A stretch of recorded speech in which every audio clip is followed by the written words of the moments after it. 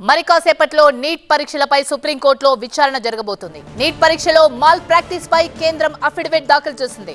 పరీక్ష రద్దు చేయాల్సిన అవసరం లేదని కేంద్రం అఫిడవిట్లో పేర్కొంది. నీట్ యూజీ పరీక్షల్లో అవకతవకలు పరిమితమేనన్న national testing agency NEET paper social మీడియాలో లీక్ అవ్వలేదని రిపోర్ట్ ఇచ్చింది. అయితే నిరాధార ఆరోపణల ఆధారంగా తిరిగి పరీక్షలు పెడితే 24 లక్షల మంది విద్యార్థులపై ప్రభావం పడుతుందని వ్యాఖ్యానించింది.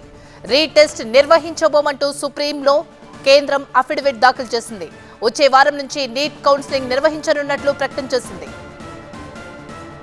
నీట్ యూజీ 2024 పరీక్షల్లో అవకతవకలు, పేపర్ లీకేజ్ ఘటనపై కీలక పరిణామం చోటు చేసుకుంది. నీట్ 2024 పరీక్షలో ఎలాంటి మాల్ ప్రాక్టీస్ జరగలేదని కేంద్ర ప్రభుత్వం సుప్రీంకోర్టుకు స్పష్టం చేసింది.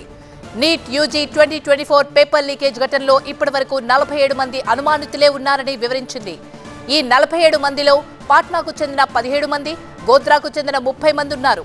నీట్ పరీక్షలో అవకతవకలు, అక్రమ ప్రయోజనాల ఆరోపణలని మద్రాస్ ఐఐటి నివేదిక కొట్టివేసిందని కోర్టుకు కేంద్ర ప్రభుత్వం తెలిపింది. నిరాధార ఆరోపణల ఆధారంగా 23 లక్షల మంది అభ్యర్థులపై మళ్లీ పరీక్షల భారం పడకుండా చూస్తామని కేంద్రం తెలిపింది. అన్యాయమైన ప్రయోజనం పొందడంలో దోషిగా తేలిన అభ్యర్థులెవరూ ఎలాంటి ప్రయోజనం పొందకుండా చూస్తామని కేంద్ర ప్రభుత్వం స్పష్టం చేసింది.